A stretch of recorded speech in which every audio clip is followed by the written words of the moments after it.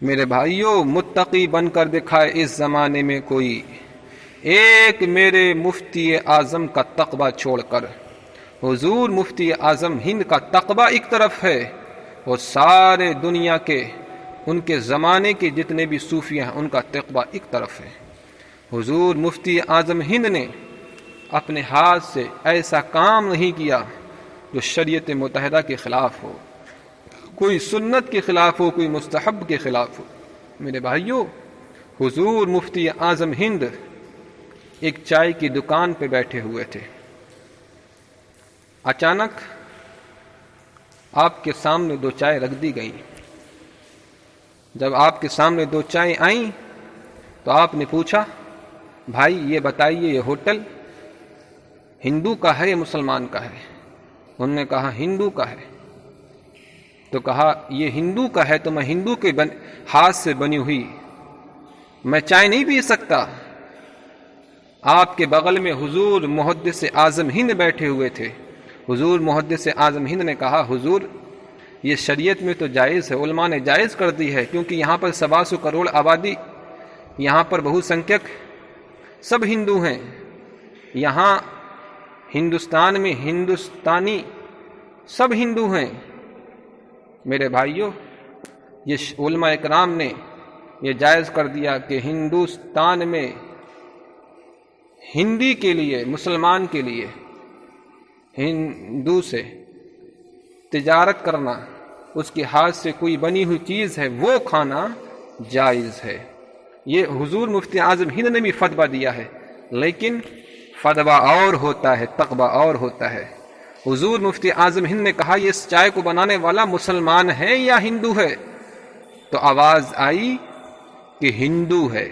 کہا میں ہندو کے ہاتھ سے کوئی بھی چیز نہیں کھاتا، ہندو کے ہاتھ سے بنی ہوئی کوئی بھی چیز ہو میں اس کو نوش نہیں کرتا، میں اس کو تناول نہیں کرتا۔ لیکن حضور محدث اعظم ہند جو آپ کے بغل میں بیٹھے ہوئے تھے، انہوں نے کہا یہ حضور مفتی اعظم ہند کا تقوی ہے، وہ اپنے تقوی کے اعتبار سے اس کو نہیں پی سکتے اس چائے کو، لیکن میں پی سکتا ہوں، اس لیے یہ میرا فتویٰ ہے۔ حضرات، تو یہاں سے یہ بھی بات پتہ چلتی ہے کہ حضور مفتی اعظم ہند نے پوری زندگی محدث اعظم ہند کا ہاتھ نہیں چھوڑا اور شریعت متحرہ پر اتنا پیرا رہے کہ آپ نے پوری زندگی غیر مسلم کے ہاتھ سے بنی ہوئی کسی چیز کو استعمال بھی نہیں کیا۔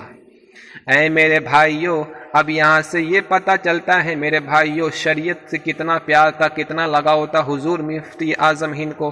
لیکن آج ہم ان مولویوں کو بھی دیکھتے ہیں جو ہمارے ہندوستان مفتی اعظم ہند کی گدی پہ بیٹھے ہوئے ہیں، اپنا مال ہو غیروں کا مال ہو سب پیٹ میں چلا جائے گا۔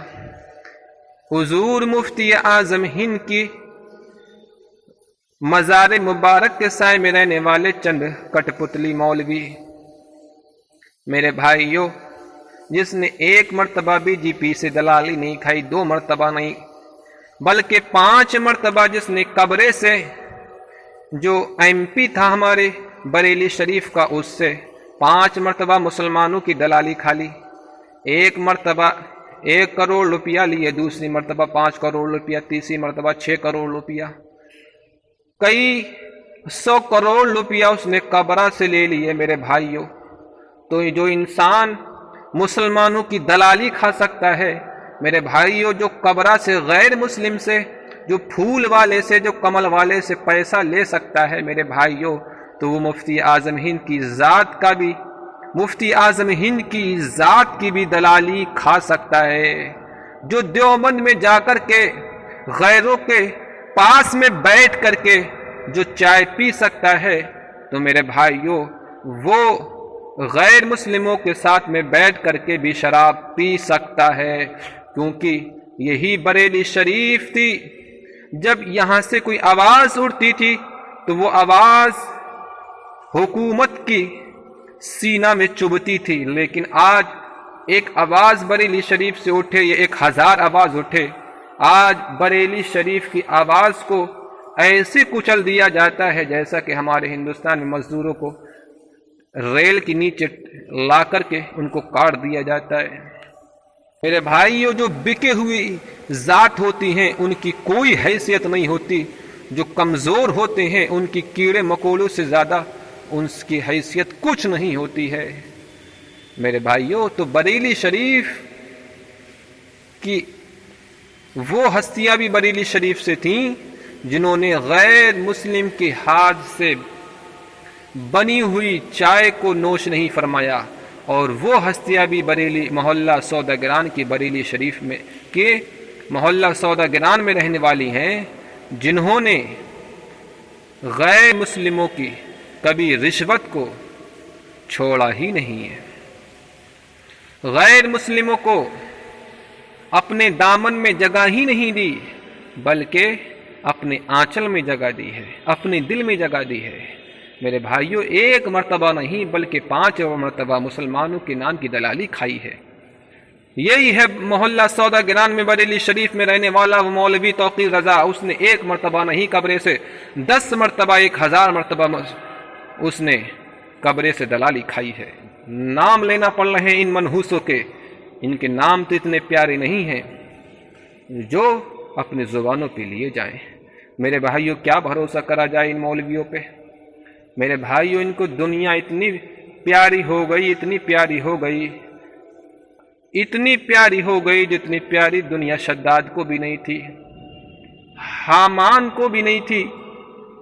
میرے بھائیوں، قارون کو بھی اتنی دنیا پیاری نہیں تھی جتنی دنیا ان کو پیاری ہو گئی۔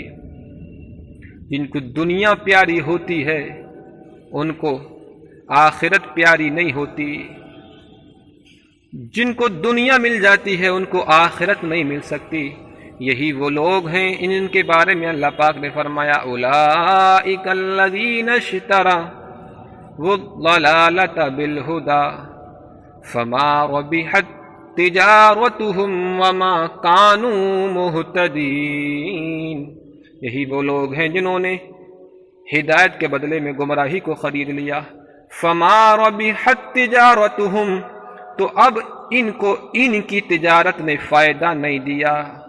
اے میرے بھائیوں، انہوں نے اگر عزت کمائی ہوتی تو آج ان کا پوری دنیا میں نام ہوتا، پورے ہندوستان میں نام ہوتا حضور مفتی اعظم ہند کی طرح، لیکن انہوں نے دنیا کو لے لیا۔ میرے بھائیوں، آج پورے ہندوستان میں کہیں توقیر رضا کو کوئی جاننے والا نہیں ہے، کوئی جاننے والا، کوئی بریلی شریف کی ان بکے ہوئے ٹٹو کو کوئی جاننے والا نہیں۔ تو میرے بھائیوں، آج بریلی شریف میں مولویوں کا پیدا ہونے کا سلسلہ ختم ہو گیا۔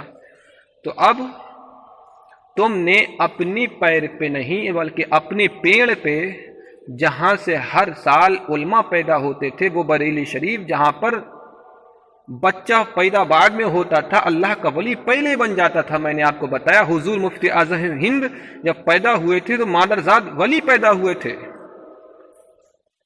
وہ بریلی شریف جہاں بچہ 10-12 سال کا بعد میں ہوتا تھا، مسند افتاء پہ پہلے بیٹھ جاتا تھا۔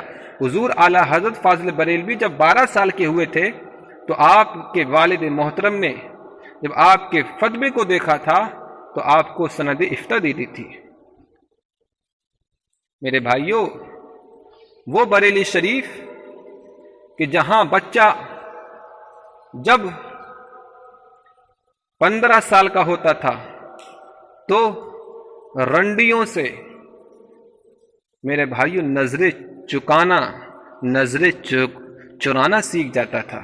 ایک مرتبہ محلہ سوداگران میں امام احمد رضا خان فاضل بریلوی کم سنی میں کھڑے ہوئے تھے، کم سنی کھڑے ہوئے تھے، راستے پہ کیا دیکھا کہ فاحشہ عورتیں جا رہی ہیں۔ مشکل سے 8 یا 9 سال کی آپ کی عمر رہی ہوگی، آپ نیچے کچھ نہیں پہنے تھے، صرف آپ کرتا پہنے ہوئے تھے۔ آپ نے دیکھا کہ رنڈیاں جا رہی ہیں، فاحشہ عورتیں جا رہی ہیں، تو آپ نے یہ سوچا کہ کہیں میری نظر ان فاحشہ عورتوں پہ نہ پڑ جائے، تو آپ نے اپنی نظر مبارکہ کو اپنے کرتے سے ڈھک لیا۔ جب ڈھک لیا، آپ کے پاس میں فاحشہ عورتیں آئیں اور کہنے لگیں، او بڑے میاں، چھوٹی میاں، تمہاری نظریں تو ڈھک رہی ہیں، تم نے اپنے کرتے سے اپنی نظروں کو تو ڈھک لیا، اوپر تو ڈھک لیا، نیچے سب کچھ دکھ رہا ہے، نیچے کچھ نہیں پہنے ہو۔ تو بڑا پیارا جواب دیا اعلی حضرت نے، میرے امام نے بڑا پیارا جواب دیا تھا ان رنڈیوں کو، کہا جو نیچے کا معاملہ ہے وہ میں نہیں دیکھ رہا ہوں، وہ تم دیکھ رہی ہو۔ کہا تم نے نظروں کو کیوں چھپا لیا؟ وہ اس لیے کہا میں نے اس لیے چھپا لیا، بڑے دانشور تھے آپ، بچپن ہی سے بڑے دانشور تھے۔ علامہ امام احمد رضا خان فاضل بریلوی، آپ نے کہا دیکھو میں نے اپنی نظروں کو تم سے اس لیے چھپا لیا، جب میری نظر بہکتی ہے تو دل بہکتا ہے، اور جب دل بہکتا ہے تب نفس بہکتا ہے، تو جب میری نظریں ہی نہیں بہکیں گی تو میرا دل کیسے بہکے گا، اور جب دل ہی نہیں بہکے گا تب میرا نفس کیسے بہکے گا۔ کہا چھوٹی میاں بڑے تم عقل مند ہو۔ بہرحال وہ رنڈیاں چلی گئیں۔